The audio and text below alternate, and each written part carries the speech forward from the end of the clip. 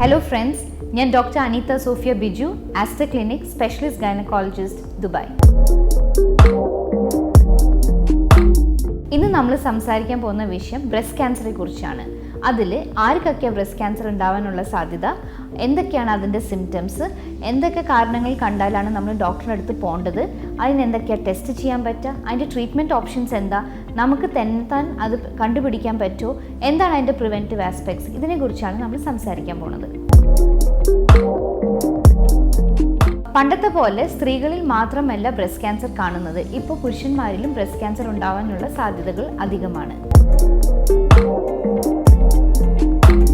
സ്ത്രീകളിൽ ക്യാൻസറിൻ്റെ ഇൻസിഡൻസ് നോക്കുമ്പോൾ 8-ൽ 1, പുരുഷന്മാരിൽ 1000-ൽ 1 ഈ incidents കണ്ടുപിടിച്ചേക്കുന്നത്.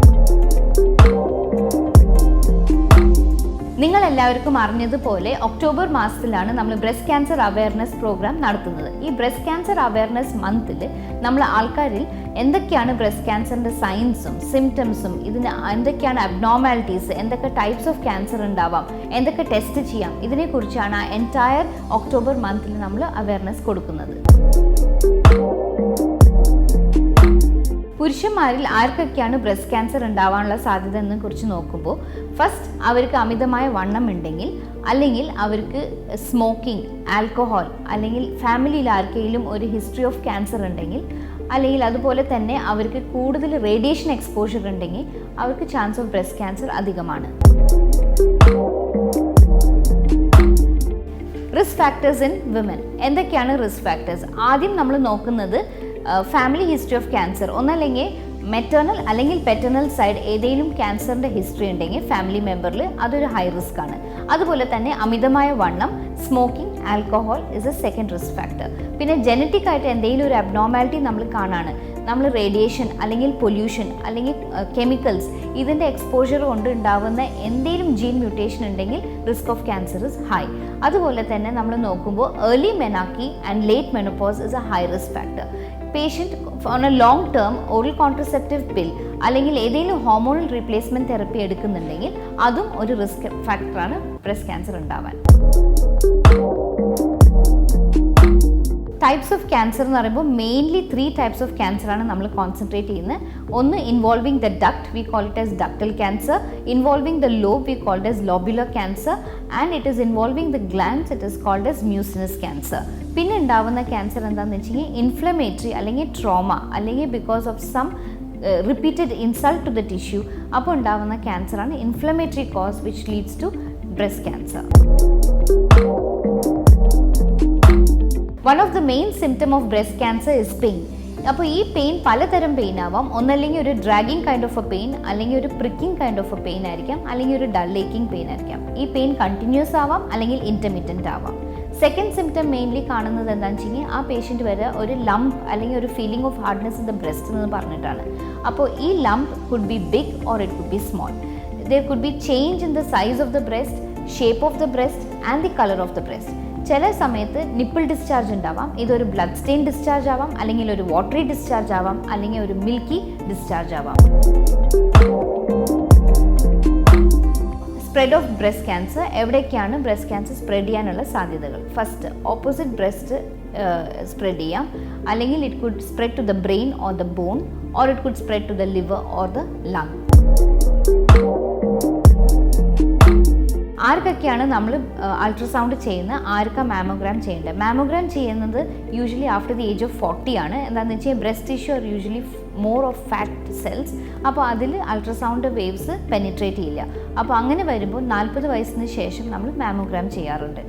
Less than 40 years the breast tissue is mostly glandular and അപ്പോൾ നമുക്ക് അൾട്രാസൗണ്ട് ചെയ്യുമ്പോഴാണ് ഒന്നും കൂടി ക്ലിയർ ആയിട്ട് നമുക്ക് കാണാം. പക്ഷേ ഇത് അൾട്രാസൗണ്ടും മാമോഗ്രാമും വേർതിരിച്ച് നമ്മൾ നോക്കാൻ പാടില്ല. എന്താണെന്ന് വെച്ചെങ്കിൽ അൾട്രാസൗണ്ട് മാമോഗ്രാം കമ്പൈൻ ചെയ്യുമ്പോൾ നമുക്ക് ഒന്നും കൂടി better information about the breast tissue can be obtained. The most common symptom of breast cancer is pain. പക്ഷെ നമുക്ക് എല്ലാവർക്കും one point or the other pain in the breast നമ്മൾ എക്സ്പീരിയൻസ് ചെയ്യാറുണ്ട്. First during the time of puberty, ബ്രസ്റ്റിൻ്റെ ബഡിങ്ങിൻ്റെ സമയത്ത് they could be pain. During menstruation they could be pain. Periods വരുന്നതിൻ്റെ തൊട്ട് മുന്നേ അല്ലെങ്കിൽ പീരിയഡ്സ് സമയത്ത് നമുക്ക് ബ്രസ്റ്റിൽ പെയിൻ ഉണ്ടാവാം. ഡ്യൂറിങ് പ്രഗ്നൻസി എന്താ വെച്ചെങ്കിൽ ഫീഡിങ്ങിന് വേണ്ടി ചേഞ്ചസ് ബ്രസ്റ്റിൽ ഉണ്ടാകുമ്പോൾ നമുക്ക് പെയിൻ എക്സ്പീരിയൻസ് ചെയ്യാറുണ്ട്. പോസ്റ്റ് ഡെലിവറി മുലപ്പാൽ ഊട്ടുന്ന സമയത്തും എന്തെങ്കിലും ഇൻഫെക്ഷൻ അല്ലെങ്കിൽ പാല് കെട്ടി നിൽക്കുമ്പോൾ നമുക്ക് ബ്രസ്റ്റിൽ പെയിൻ ഉണ്ടാവാറുണ്ട്. While the patient is on oral contraceptive pill for a long time, അപ്പോഴും due to hormonal imbalance and hormonal changes ബ്രസ്റ്റിൽ പെയിൻ ഉണ്ടാവാറുണ്ട്.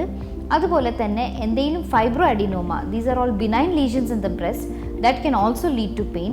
അല്ലെങ്കിൽ ട്രോമ, എന്തെങ്കിലും ഒരു ഇഞ്ചുറി ഉണ്ടെങ്കിൽ ദർ കുഡ് ബി പെയിൻ. അതുപോലെ തന്നെ if there is breast surgery done for breast enhancement or if silicone implants are placed, they could cause pain in the breast.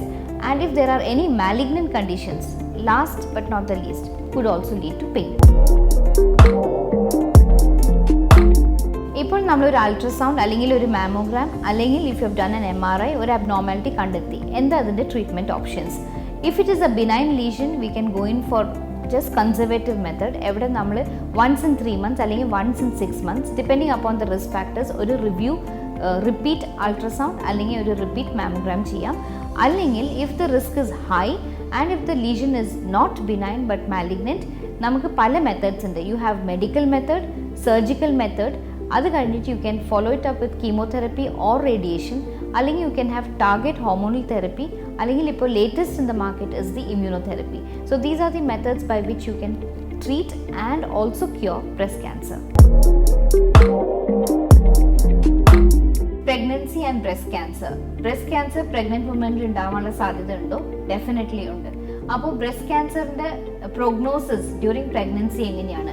ഒന്നല്ലെങ്കിൽ type of cancer, the nature of the cancer, the spread of cancer, age of the patient, at the time when it was detected, what is the period of gestation, വേറെ എന്തെങ്കിലും maternal complications അല്ലെങ്കിൽ fetal complications associated ആണോ, അല്ലെങ്കിൽ what is the response of the patient to the detection of cancer.